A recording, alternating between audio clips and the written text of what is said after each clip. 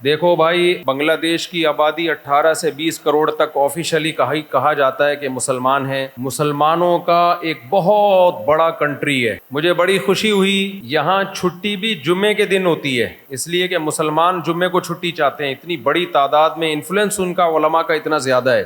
یہ ہلکی بات نہیں ہے کہ اسلام کے رشتے کی بیس پہ اللہ نے ہم کو ایک جان بنایا ہوا ہے۔ اگر اس پروگرام میں آپ کسی گلوکار کو بلاتے، ایکٹریس کو بلاتے، تو شاید یہ محبت کے جذبات دیکھنے کو نہ ملتے۔ میں تو علماء کی جوتیوں کی خاک کے برابر بھی نہیں ہوں، لیکن ایک نسبت ہے، تو آج اس نسبت کی محبت آج ماشاءاللہ نظر آ رہی ہے۔ یہاں جتنے علماء بیٹھے ہوئے ہیں، میں ان سب سے بہت معافی چاہتا ہوں، میں ان کے مقام اور مرتبے کا نہیں ہوں، مجھے تو سوشل میڈیا نے مشہور کر دیا۔ باقی آپ کے ملک میں بہت بڑے بڑے علماء ہیں، بہت بڑے بڑے۔ مفتی عبدالسلام چاٹگامی رحمہ اللہ تعالی، کل ہم ملاقات کر کے آئے ہیں پرسوں حضرت مفتی شہید اللہ صاحب سے۔ ان کے علاوہ بھی بنگلہ دیش علماء طلباء کی سرزمین ہے، اور یہ خوب سمجھ لیں، حضرت حکیم اختر صاحب رحمہ اللہ تعالی ایک بات بیان کیا کرتے تھے۔ وہ لوگوں سے پوچھتے تھے کہ بتاؤ ٹماٹر کس کے پاس سے ملے گا؟ لوگ کہتے تھے ٹماٹر والے کے پاس سے۔ ایسا ہی ہے نا؟ سائیکل پہ جو پنچر لگاتا ہے اس کے پاس اگر آپ ٹماٹر لینے کے لیے چلے جاؤ تو ٹماٹر ملے گا؟ چماٹا ملے گا وہاں پہ آپ کو۔ ایسا ہی ہے نا؟ علاج انجینئر کے پاس ملے گا، انجینئروں کے پاس، یا ڈاکٹروں کے پاس بیماری کا علاج؟ آپ اپنی گاڑی لے کر گئے کسی میکینک کے پاس، گاڑی خراب ہو گئی تھی، میکینک نے وہ گاڑی ٹھیک کر دی، آپ بڑے خوش ہوئے۔ کل آپ کا گردہ خراب ہوا، آپ اسی میکینک کے پاس پہنچ گئے کہ میرا گردہ بھی ٹھیک کر دے۔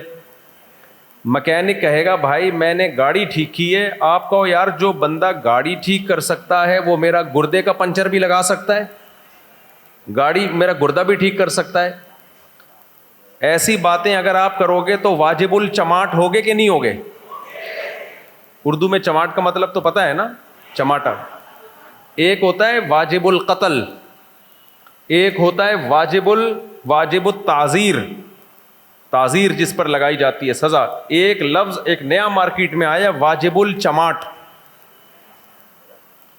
تو آپ اپنا گردہ ٹھیک کرانے کے لیے میکینک کے پاس چلے گئے تو واجب الچماٹ ہوگے کہ نہیں ہوگے؟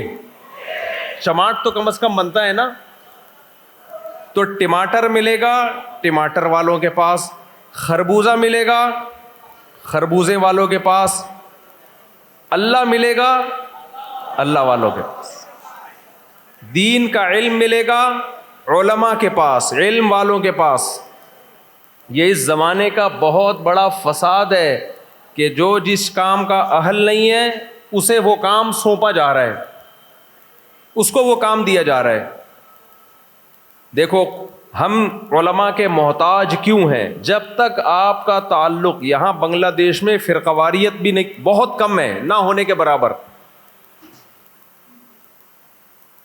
99.9% علماء فقہ حنفی کو فالو کرتے ہیں صدیوں سے، جب سے اسلام آیا ہے۔ 700 سال پہلے کہتے ہیں یہاں بنگلہ دیش کے لوگ مسلمان ہوئے تھے، پوری قوم کنورٹ ہوئی تھی ہندو مذہب سے اسلام کی طرف، اور اس وقت سے لے کے آج تک بنگلہ دیش کے لوگوں نے اسلام کو سینے سے لگایا ہوا ہے، مضبوطی سے تھاما ہوا ہے۔ تو اسے تھام کے رکھنا ہے۔ فرقواریت پتہ ہے آپ کی سوسائٹی میں کیسے آئے گی؟ لوگ آپ کو اس فقہ سے ہٹائیں گے جو صدیوں سے متواتر چلا آ رہا ہے، پھر یہاں فرقے شروع ہو جائیں گے۔ تو آپ نے دین کس سے سیکھنا ہے؟ علماء سے۔ علماء میں گمراہ بھی ہوتے ہیں، کیا ڈاکٹروں میں گمراہ نہیں ہوتے؟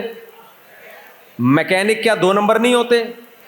تو یہ تو نہیں ہے کہ آپ کی گاڑی تھی میکینک نے خراب کر دی، یا آپ کا گردہ ایک ڈاکٹر نے خراب کر دیا، دوسرے گردے کے لیے آپ کسی پلمبر کے پاس جا رہے ہو۔ کہ کیونکہ ڈاکٹر خراب ہو گئے ہیں لہذا میں اب گردوں کا کام کس سے کرواؤں گا؟ پلمبروں سے. واجب الچماٹ ہوگے کہ نہیں ہوگے؟ بھائی ایک ڈاکٹر اگر 2 نمبر ہے تو علاج کے لیے دوسرے ڈاکٹر کے پاس ہی ہم جائیں گے. یہ نہیں ہوگا کہ ایک ڈاکٹر خراب ہے تو اب چونکہ ڈاکٹر خراب ہو گئے ہیں لہذا گردوں کا علاج ہم کس سے کروائیں؟ میکینک سے. میں سمجھا پا رہا ہوں اپنی بات؟ اچھا علماء کہتے کس کو ہیں؟ اس کو خوب اچھی طرح سمجھیں. علماء کسے کہتے ہیں؟ قرآن نے ہمیں بتایا کہ علماء کسے کہتے ہیں. قرآن کے الفاظ دیکھو. اللہ فرماتے ہیں هو الذی بعث فی الامیین رسولا منہم یتلو علیہم آیاتہ ویزکیہم ویعلمہم الکتاب والحکمہ. اللہ نے فرمایا کہ ہم نے محمد صلی اللہ علیہ وسلم کو بھیجا. محمد صلی اللہ علیہ وسلم کا کام کیا ہے؟ نمبر 1 یتلو علیہم آیاتہ. نبی صحابہ کے سامنے قرآن پڑھ کے سنائیں گے. صحابہ کو صرف لکھا ہوا قرآن نہیں ملا بلکہ انہوں نے نبی صلی اللہ علیہ وسلم کی زبان اقدس سے سنا بھی ہے. پھر تابعین نے اس قرآن کو سنا صحابہ سے. تبع تابعین نے کس سے سنا؟ تابعین سے.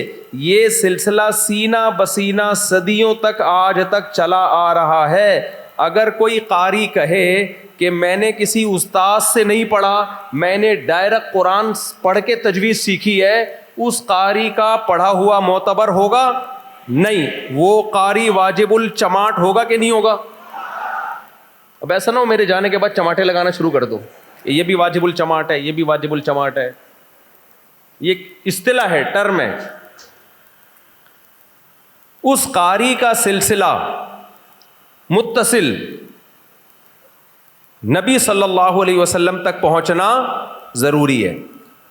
وہ قاری کہے گا میں نے اپنے استاذ کو ایسے سنا، اس استاذ نے اپنے استاذ سے ایسے سنا، ہوتے ہوتے ہوتے ہوتے کہاں تک پہنچے گا یہ سلسلہ؟ نبی صلی اللہ علیہ وسلم تک.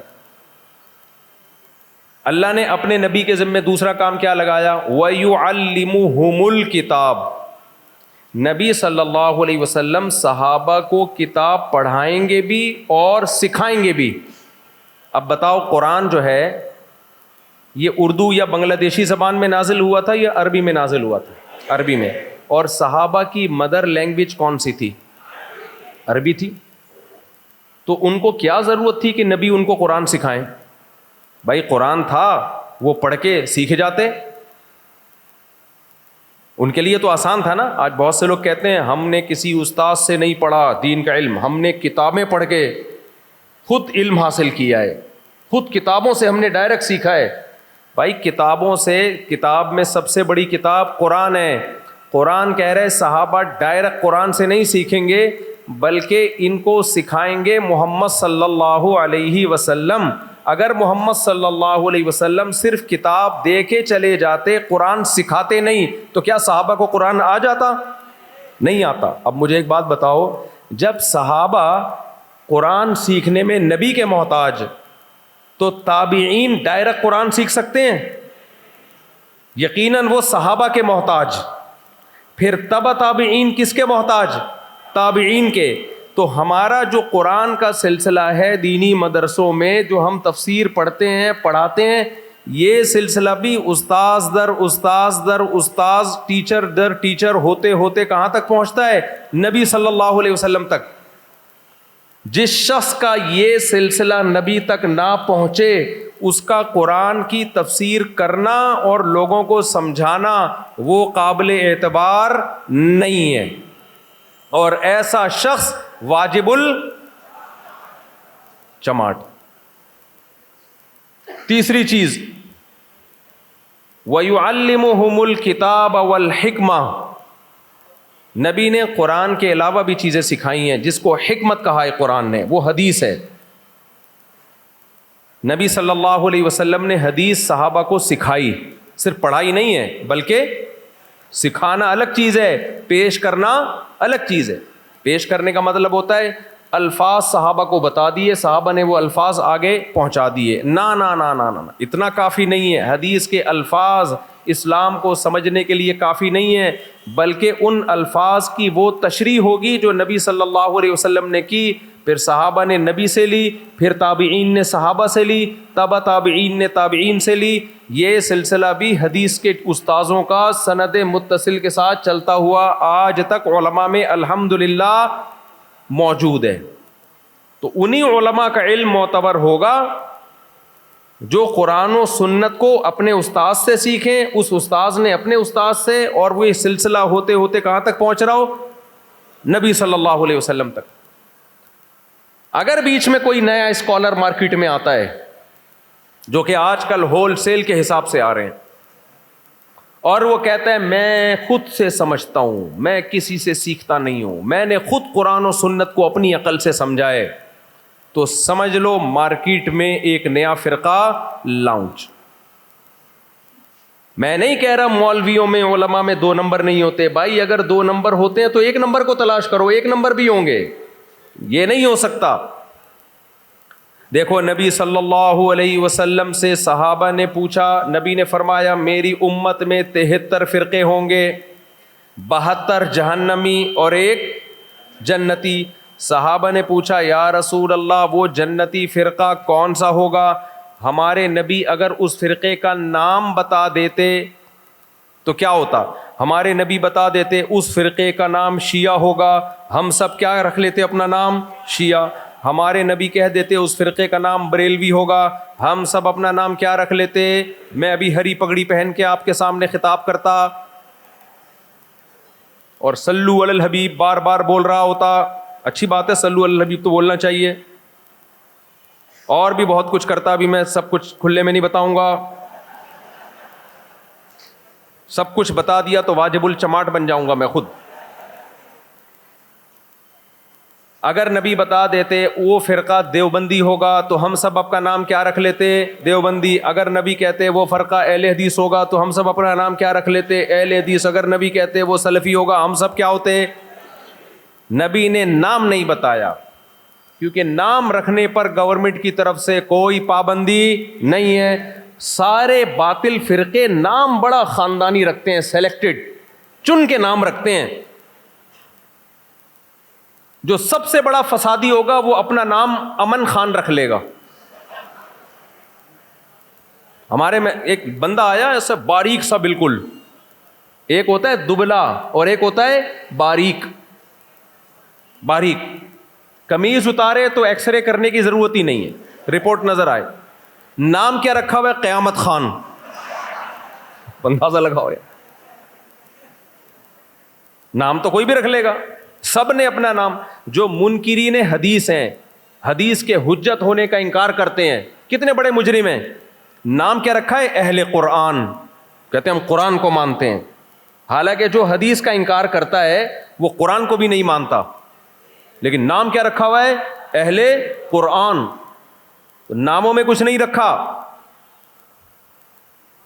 اگر لیبل سے متاثر ہونا ہوتا نا تو مکھیاں متاثر ہوتی. میں بار بار ایک واقعہ بیان کرتا ہوں. ایک آدمی نے چاول کی بوری, چینی کی بوری پہ دکان میں چاول لکھا ہوا تھا.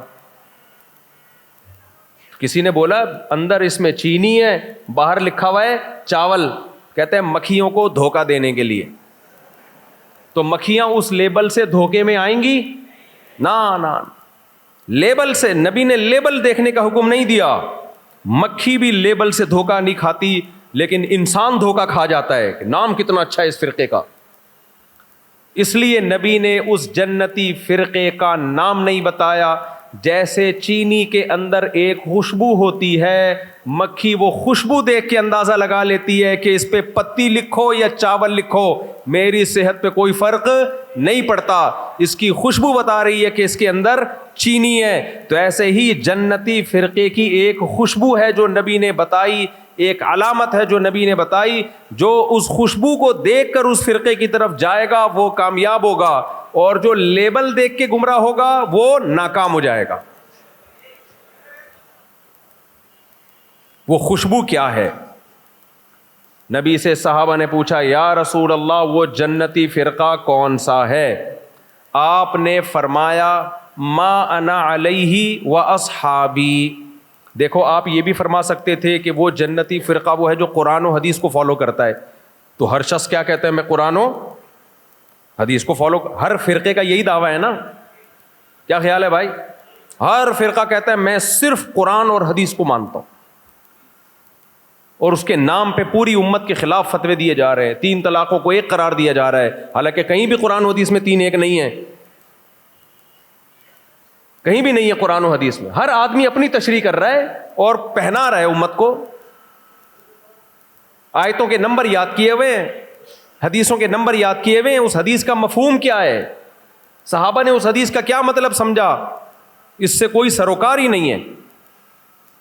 تو نبی نے اس فرقے کی جو جنتی ہوگا اس کی علامت کیا بتائی؟ یہ نہیں بتایا قرآن و حدیث. یقیناً قرآن و حدیث ہی پہ چلنے کا حکم ہے, لیکن اس موقع پہ آپ نے فرمایا ما انا علیہ و اصحابی, جس پر میں چلوں اور میرے صحابہ. کیا مطلب؟ قرآن کی وہ تشریح جو مجھ سے میری حدیثوں سے میچ نہ کرتی ہو, میرے عمل سے میچ نہ کرتی ہو, قرآن کی وہ تشریح قابل قبول نہیں ہے. آج لوگ قرآن سے موسیقی کا جواز ثابت کر رہے ہیں. بتاؤ نبی صلی اللہ علیہ وسلم کے زمانے میں کسی گلوکار موسیقار کا نام بتا دو, کوئی بتا سکتے ہو؟ نبی کے دور کے کسی مشہور قوال کا نام بتاؤ. بنگلہ دیشی میں قوال کو کیا بولتے ہیں؟ وہ جو قوالی نہیں ہوتی, وہ جو کاکڑ دنا ہوتا ہے, قوالی جب چلتی ہے نا شروع میں. ہاں, ہمارے ایک دوست آئے مجھے کہنے لگے آج بیان میں کاکڑ دنا ہو گیا. میں نے کہا کیا مطلب کاکڑ دنا ہو گیا؟ کہتے ہیں قوالی جب چلتی ہے شروع میں سلولی, جوش نہیں آتا لوگوں کو, آرام آرام سے, پھر آخر میں کاکڑ دنا ایک میوزک چلتا ہے, کاکڑ دنا, تو وہ اس میں پھر لوگ جوش میں آتے ہیں, تیش میں آتے ہیں. تو بھائی قرآن کی ایسی تشریح جس پہ نبی کا عمل نہ ہو, حدیثوں کے خلاف آپ تشریح کر رہے ہو. جو فرقہ قرآن کو حدیث سے ہٹا کے بیان کرے گا اس حدیث کی روشنی میں, وہ گمراہ فرقوں میں, وہ ان 72 فرقوں میں ہیں جن کے لیے جہنم کی وعید ہے. لیکن نبی نے آگے بتا دیا صرف حدیث بھی نہیں, ما انا علیہ و اصحابی, جس پر میرے صحابہ بھی ہوں. اس سے پتہ چلا کہ جو صرف قرآن و حدیث کی بات کرتا ہے اور صحابہ کو سائڈ پہ لگا دیتا ہے تو وہ قرآن و حدیث کی اپنی مرضی کی تشریح آپ پر تھوپ رہا ہے. قرآن و حدیث کی وہ تشریح جو صحابہ کی نظر میں ایکسیپٹیبل نہیں ہے, جس پر صحابہ نے عمل نہیں کیا, وہ تشریح قابل قبول نہیں ہے. سمجھ میں آ رہی ہے بات؟ تو صحابہ کو بھی بیچ میں لانا پڑے گا. ہاں, اگر صحابہ میں ہی پھر کچھ مسائل میں اختلاف ہے, صحابہ کرام میں ہی اختلاف ہے, ایک نے ایک حدیث کی یہ تشریح کی, دوسرے نے دوسرے حدیث کی دوسری تشریح کی, پھر دونوں تشریحات کو, دونوں باتوں کو ہم اللہ کی نظر میں درست مانتے ہیں. صحابہ کرام کے سامنے رفع الیدین کرنے کی حدیثیں بھی تھیں, نہ کرنے کا عمل بھی تھا. کچھ صحابہ نے کیا, کچھ نے نہیں کیا. ہم دونوں کو کیا سمجھتے ہیں؟ بولو ٹھیک. لیکن 3 طلاقوں کے مسئلے میں کسی ایک صحابی نے 3 طلاقوں کو ایک نہیں کہا. کسی ایک صحابی سے ثابت نہیں ہے کہ رمضان آیا ہو اور مسجد میں 8 رکعت تراویح کسی صحابی نے پڑھی ہو. حضرت عمر کی جو روایت ہے اس پہ میں کلام کر چکا ہوں, جو 8 حضرت عمر سے. میں ابھی اختلافی مسائل چھیڑنے نہیں آیا یہاں پہ, میں صرف آپ کو یہ اصول بیان کرنے کے لیے آیا ہوں کہ وہ آج گمراہی اسی بیس پہ پھیل رہی ہے. ہر شخص اسکالر بنا ہوا ہے اور مجتہدین, ائمہ مجتہدین, اسلاف کو سائڈ پہ لگا کے اپنی مرضی کی تشریح تھوپ رہا ہے, اور نام بڑے اچھے رکھ لے گا اپنے فرقے کے, نام بڑے اچھے رکھ لے گا. میں نے ایک صاحب سے کہا حضرت عبداللہ بن عباس, تو ابھی میں کیا جزیات میں جاؤں, بات لمبی ہو جائے گی. اسلاف کو صحیح معنوں میں سمجھائے ائمہ اربعہ نے, امام ابو حنیفہ, امام مالک, امام شافعی, امام احمد ابن حنبل, تبھی 99% امت نے ان کو فالو کیا ہے. برما میں جب میرا سفر ہوا وہاں بھی مجھے فرقواریت نظر نہیں آئی. کوئی فرقہ نہیں ہے. میں نے کہا آپ کے اندر فرقہ واریت پیدا ہوگی نام نہاد اسکالرز جب آئیں گے نا اور اپنی طرف سے قرآن و سنت کی تشریح پیش کریں گے تو پھر یہاں سے فرقہ واریت کا آغاز ہو. تو وہ علم معتبر ہے جو صحابہ نے نبی سے سیکھا اور تابعین نے صحابہ سے سیکھا, تبع تابعین نے تابعین سے سیکھا اور صدیوں تواتر کے ساتھ چلتا ہوا امت تک پہنچا. یہی فرقہ ہے جس کے بارے میں نبی نے فرمایا جنتی. اور مشکات کی حدیث ہے, آپ صلی اللہ علیہ وسلم نے فرمایا کہ فتنوں کے وقت میں عامت المسلمین, جماعت المسلمین کو لازم پکڑو. کیا مطلب؟ جمہور امت سے ہٹنے کی کوشش مت کرو. امت کا جمہور ایک طرف جا رہا ہے, آپ ایک دوسری رائے مارکیٹ میں لے کر آ رہے ہو. تو اس لیے یہاں مجھے دینی ماحول دیکھ کر بہت خوشی ہو رہی ہے اور مجھے ڈر یہ ہے کہ جیسے پاکستان کا بیڑا غرق ہوا ہے نا, آپ کا بھی ایسا بیڑا کہیں غرق نہ ہو جائے. ہمارا بیڑا غرق کیوں ہوا؟ وہاں نام نہاد اسکالر پیدا ہوئے, انہوں نے عوام کو علماء سے کاٹ دیا, اور وہ علماء جو 2 نمبریاں کر رہے ہیں ان کو ہائی لائٹ کیا کہ دیکھو یہ مولوی 2 نمبر, یہ مولوی 2 نمبر, یہ مولوی 2 نمبر, یہ مولوی 2 نمبر. تو میڈیا پہ لوگوں کا ذہن یہ بنایا کہ مولانا ہوتے ہی 2 نمبر ہیں, حالانکہ جہاں 2 نمبر مولانا ہیں ہول سیل کے حساب سے 1 نمبر بھی الحمدللہ موجود ہیں.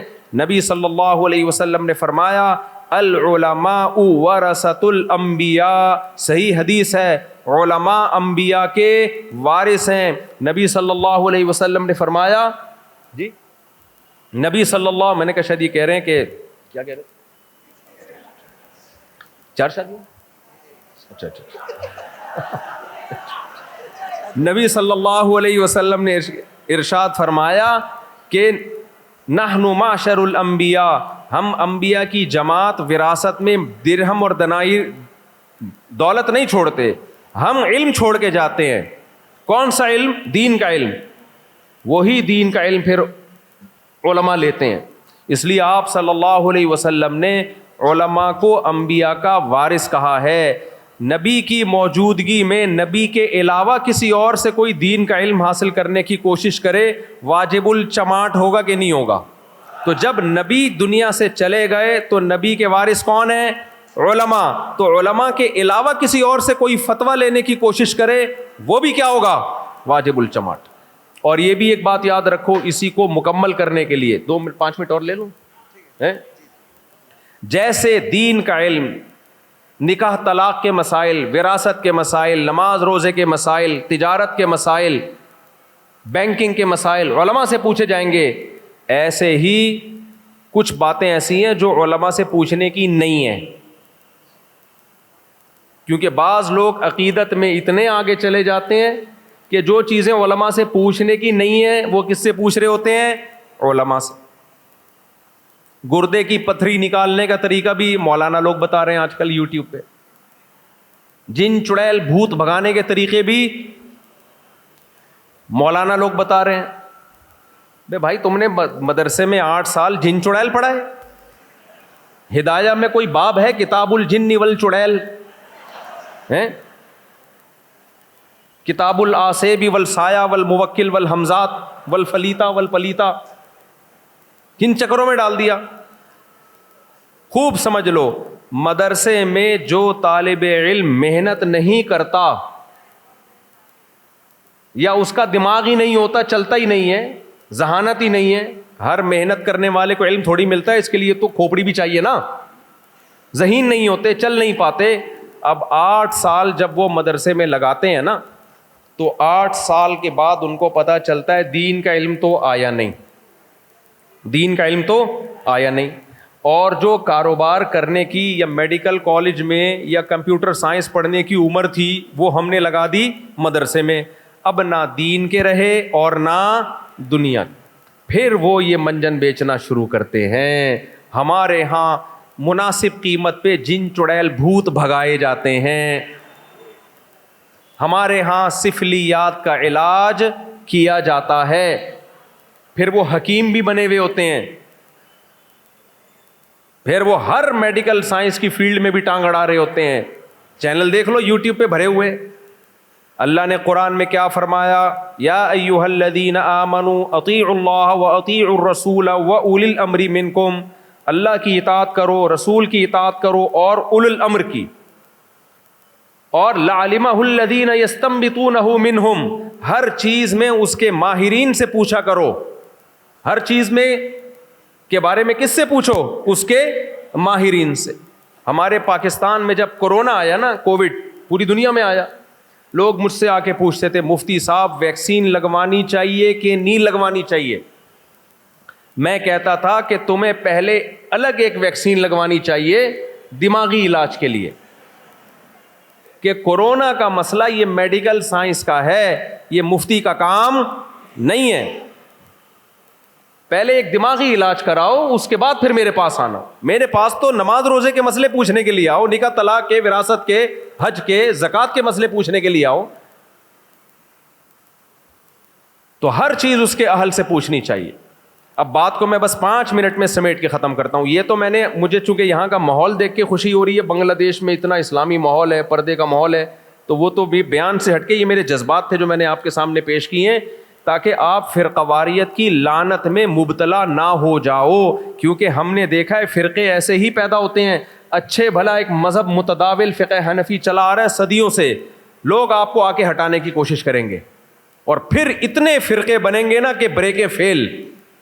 ہر شاخ پہ الو بیٹھا ہے، انجام گلستان کیا ہو. ہاں، بدعت سے ہمیشہ دور بھاگو، عقیدہ ہمیشہ توحید والا. کوئی عالم شرک کی طرف لے کے جاتا ہے، وہ عالم نہیں ہے، وہ گمراہ کر رہا ہے آپ کو.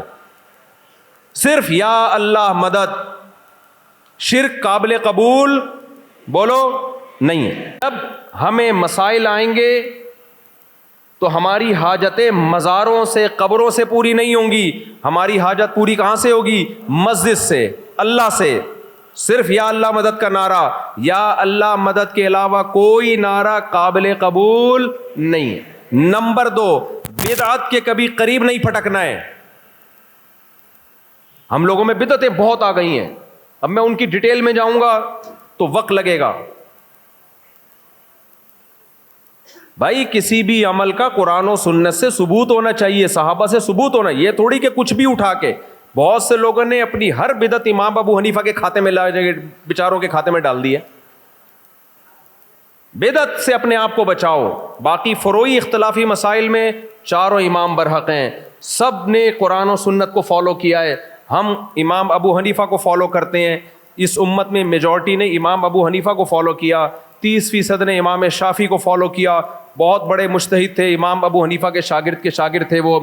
17% نے امام مالک کو فالو کیا، 2% نے امام احمد ابن حنبل کو فالو کیا. تو جب تک امت اس طرح سے فالو کرتی آ رہی تھی، صحیح ٹریک پر تھی. آپس میں ایک دوسرے کے پیچھے نماز بھی پڑھتے تھے، ایک دوسرے کو احترام بھی کرتے تھے، اور ایک دوسرے کی نمازوں میں فرق ہونے کے باوجود درست سمجھتے تھے. جب سے امت میں مجتہدین نام نہاد پیدا ہوئے ہیں نا، اس وقت سے امت کا بیڑا غرق. ہر شخص نے ایک نیا مفتی بنا ہوا ہے، نیا مسئلہ بتا رہے ہیں. اس سے آپ کا اتحاد ٹوٹ جائے گا. تو پہلا ہے عقیدہ توحید، اس پہ کوئی کمپرومائز بولو نہیں.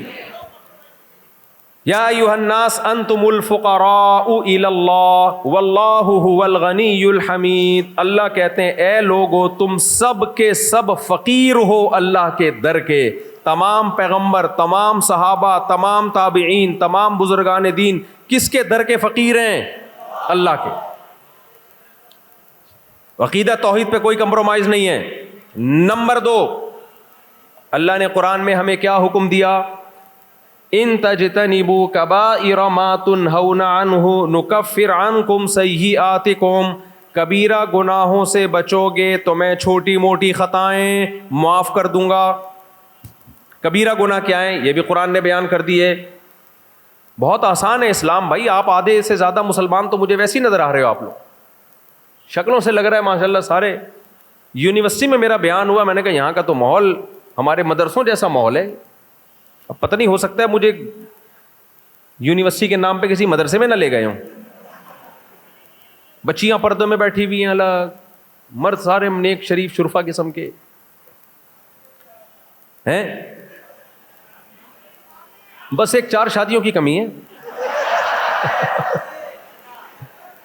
اچھا لوگ مجھے کہتے ہیں بنگلہ دیش میں پہلے ہی اتنی آبادی ہے, 4 شادیاں کریں گے تو آبادی تو اور بڑھ جائے گی. پہلی بات یہ بتا دوں, جب بھی کسی ملک میں آبادی بڑھتی ہے نا تو وہ آبادی بارڈر توڑ کے باہر نکلتی ہے. سمجھ رہے ہو؟ یہی وجہ ہے کہ پوری دنیا میں آپ کو بنگلہ دیش کے لوگ نظر آئیں گے, اٹلی میں, سعودیہ میں, قطر میں, جاپان میں, ہر جگہ. اس سے فائدہ کیا ہوتا ہے؟ ریمیٹنس آتا ہے. بنگلہ دیش کی جو اکانومی ہے, میں نے یہاں لوگوں سے معلومات لی, کہتے ہیں باہر دنیا میں جو کمانے کے لیے گئے ہوئے نا وہاں سے بہت پیسہ آتا ہے. ایک بات. دوسری بات یہ کہ 4 شادیوں سے آبادی بڑھتی نہیں ہے, کم ہوتی ہے. یہ بھی ایک بات بتاؤں آپ کیسے کم ہوتی ہے, یہ بتا دوں آپ کو میں. آبادی آدمیوں سے نہیں بڑھتی, آبادی ہمیشہ عورت سے بڑھتی ہے. ایک عورت کے اگر 5 بچے ہو رہے ہیں اور کسی ملک میں 50 لاکھ عورتیں ہیں تو ہر عورت کے اگر 5 بچے ہوں گے تو 50 کو 5 سے ضرب دے دو, کتنی زیادہ آبادی بڑھ جائے گی. لیکن یہ 50 لاکھ عورتیں, ان میں 4 عورتیں ایک مرد کی بیوی بن جائیں تو پھر فی عورت جو گروتھ ریشو ہے وہ 5 کا رہے گا نہیں, وہ کم ہو جائے گا. اس لیے 4 شادیاں سے آبادی کم ہوتی ہے, بڑھتی نہیں ہے. ہاں آپ کی نسل بڑھتی ہے, یعنی آبادی گروتھ ریشو کم تو ہوگا لیکن جتنی ہوگی آپ کی. بہت مشکل ہے سمجھانا. نہیں آئے آپ کی؟ آ گیا؟ دوبارہ سمجھا. فارمولا دے کے جا رہا ہوں, فارمولا دیکھو. اس کی ایک مثال ہے. آپ لوگ کے یہاں جمشید صاحب ہوتے ہیں؟ اچھا, معذرت کے ساتھ جمشید کی میں اکثر مثالیں دیتا ہوں. دیکھو ایک علاقے میں 4 آدمی ہیں, ایک کا نام جمشید, ایک کا نام غفار, ایک کا نام سلیم, ایک کا نام وسیم. ٹھیک ہے, 4 آدمی ہیں اور 4 ہی عورتیں ہیں. کتنی عورتیں ہیں؟ 4 عورتیں. ان 4 عورتوں کی ان 4 آدمیوں سے شادی ہو گئی, ہر ایک کے 5 بچے ہو گئے. تو آبادی میں کتنے بچوں کا اضافہ ہوا؟ 20 بچوں کا اضافہ ہو گیا. لیکن جمشید کے کتنے بچے ہیں؟ 5. جمشید کی اپنی نسل 5 سے زیادہ بولو نہیں بڑھی, لیکن قوم کی نسل کتنی ہو گئی؟ بچے 20 پیدا ہو گئے. لیکن یہ 4 کی 4 اگر اکیلا جمشید کر لے ان سے شادی, اور وہ 3 چھڑے چھاٹ گھومتے رہے, ان کو مل ہی نہیں رہی نا. جب محلے میں 4 تھی, 4 پہ جمشید نے قبضہ کر لیا. بھائی کو جمشید ہے اس کو پکڑ کے رکھو, قبضہ نہ کر لے کہیں. تو جمشید نے ان 4 سے کر لی. اب پہلی بات تو یہ کہ ہر ایک سے 5 پیدا نہیں ہوں گے, اس کے لیے تپڑ چاہیے جو جمشید اکیلے میں ہے نہیں. نیچرلی کم ہو جائے گا گروتھ ریشو. اب بچے 20 کے بجائے پیدا ہوں گے 10, تو گروتھ ریشو بڑھے گا نہیں, کم ہوگا. لیکن یہ 10 کے 10 ہوں گے کس کے؟ اکیلے جمشید. تو اسلام نے جو 4 شادیوں کا کہا ہے نا, اس سے یہ نہیں ہوتا کہ آبادی دنیا کی بڑھتی ہے, اس سے فائدہ یہ ہوتا ہے کہ صرف مسلمانوں کی بڑھتی ہے, باقیوں کی کم ہوتی ہے. نہیں آئی میرا خیال ہے بات. کبھی اکیلے ناراض ہو رہے ہیں؟ اچھا, میں نے کہا شاید جمشید آپ کا نام تو کبھی اکیلے میں بیٹھ کے غور کرنا, یہ جو اسلام نے کہا ہے نا زیادہ شادیوں کا, اس کا ایک تو عورت کو فائدہ ہے, عورت اپنے سے اچھے سے کرے گی نکاح, وہ کمتر سے کرے گی نہیں. دوسرا فائدہ یہ ہوگا کہ جو زیادہ نکاح کرے گا نسل اس کی بڑھے گی, باقی اوور آل دنیا کی آبادی کا ریشو بڑھے گا نہیں زیادہ, اس کا گروتھ ریشو کم ہوگا. یعنی جتنی اسپیڈ سے بڑھنا چاہیے وہ اسپیڈ سلو ہو جائے گی, لیکن ہوگی یہ کہ جو کرے گا نسل اسی کی بڑھے گی. تو یہ تو درمیان میں ایک جنرل نالج کی بات آ گئی تھی جو بیان سے ہٹ کے, میں بس جلدی سے بیان کو کمپلیٹ کرتا ہوں. کیا بول رہے ہیں بھائی؟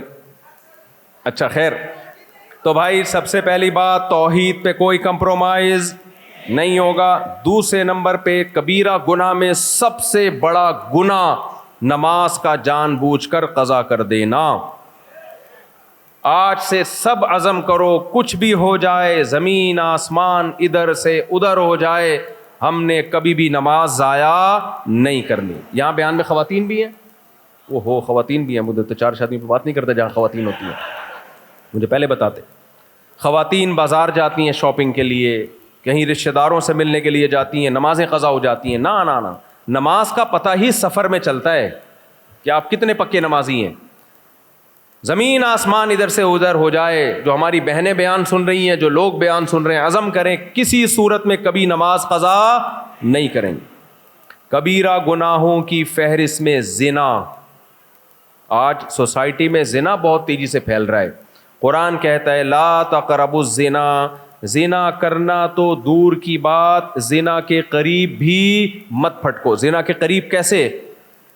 آپ کے موبائل میں جتنی لڑکیوں کے نمبر ہیں جو آپ نے جمشید کے نام سے سیو کیے ہوئے ہیں اور سلیم کے نام سے, وہ سارے نمبر کیا کر دو, ڈیلیٹ. پھر میں کہوں گا میرا بنگلہ دیش آنے کا فائدہ ہوا ہے, پھر میں کہوں گا بھائی فائدہ ہوا. اللہ نے عورت کی طرف پہنچنے کا راستہ نکاح کے علاوہ سارے راستے اللہ نے کیا کر دیے. اسلام میرج سسٹم پہ بلیو کرتا ہے. فزیکل ریلیشن وداؤٹ میرج یہ گدھے گھوڑوں کا کام ہے, یہ کتے بلوں کا کام ہے. مجھے بتاؤ گدھا اور گدھی کی شادی ہوتی ہے؟ فزیکل ریلیشن ہوتا ہے خالی, تبھی ان سے جو نسل پیدا ہوتی ہے وہ خاندان آباد نہیں ہوتا. جب گدھی کے بچہ ہوتا ہے تو کوئی کہتا ہے کہ وہ فلاں اس کا ماموں ہے وہ گدھا, یہ اس کا چاچا لگتا ہے, یہ اس کی پھپھو لگتی ہے. کوئی کہتا ہے؟ گدھوں کے خاندان نہیں ہوتے, کیونکہ فزیکل ریلیشن ہوتا ہے وداؤٹ میرج. خاندان شادی سے آباد ہوتے ہیں, زنا سے آباد نہیں ہوتے. آج سے توبہ کرو, پہلے بھی انشاءاللہ بچتے ہوگے آپ, کبھی زنا کے قریب بھی نہیں پھٹکیں گے. تیسری چیز اور آخری چیز, ہماری سوسائٹی میں کیونکہ ہم مغربی دنیا سے متاثر ہیں, ہماری یونیورسٹیاں, ہمارے نوجوان کہاں سے متاثر ہیں؟ مغرب سے. ان کی ترقی دیکھ کر بہت ساری چیزیں جو ان میں غلط تھیں وہ بھی ہم نے اڈاپٹ کرنا شروع کر دی ہیں. اس میں سب سے بڑی تباہی جو ہماری سوسائٹی میں آئی ہے وہ قطع رحمی, رشتے توڑنا. ان لوگوں کے ہاں خونی رشتوں کی, بلڈ ریلیشن کی کوئی ویلیو نہیں ہے. اسلام بلڈ ریلیشن کو تمام رشتوں پر ترجیح دیتا ہے, اور بلڈ ریلیشن میں سب سے پہلے آپ کی ماں اور آپ کا باپ. میرے بھائی, ہمارے لیے نبی صلی اللہ علیہ وسلم سے پوچھا گیا اکبر الکبائر کیا ہیں, یعنی کبیرہ گناہوں میں بھی سب سے بڑا گناہ, ان میں بھی جو کبیرہ ہیں اس میں آپ نے فرمایا عقوق الوالدین, والدین کی نافرمانی, ان کو ستانا. تو اس لیے آپ کی جنت بھی آپ کے والدین, آپ کی جہنم بھی آپ کے والدین. یہ چند باتیں آپ کی خدمت میں پیش کرنی تھیں. اللہ سے دعا ہے اللہ مجھے بھی ان پر عمل کی توفیق دے اور آپ سب کو بھی ان پر عمل کی توفیق دے, اور مجھے آپ لوگوں نے تمیز سے نکلنے دینا ہے. اندھی عورت تھی, اس کے بچہ نہیں ہو رہا تھا, ایک دن بچہ ہوا, نظر تو آ نہیں رہا تھا, اس نے چوم چوم کے جان سے مار دیا اس کو. تو عقیدت محبت میں ماشاءاللہ لوگوں کے, میں تو اس قابل نہیں ہوں, اللہ نے ستاری کا معاملہ کیا ہوا ہے, میں اس قابل نہیں ہوں.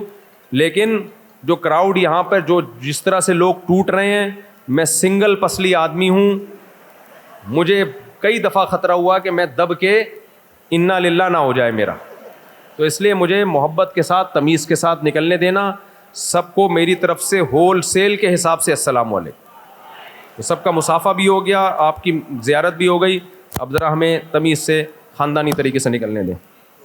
اچھا دعا کر لیں. ٹھیک, ایک منٹ. الحمدللہ رب العالمین والعاقبۃ للمتقین والصلاۃ والسلام علی رسولہ الکریم وعلی آلہ وصحبہ اجمعین.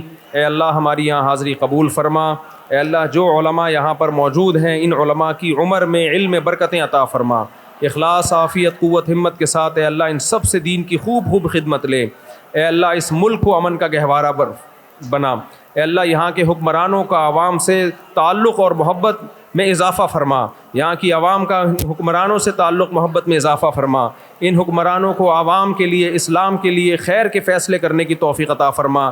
لوگوں میں اور زیادہ محبت پیدا فرما.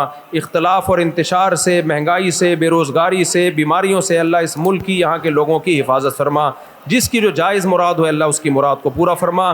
ربنا آتنا فی الدنیا حسنۃ وفی الآخرۃ حسنۃ وقنا عذاب النار.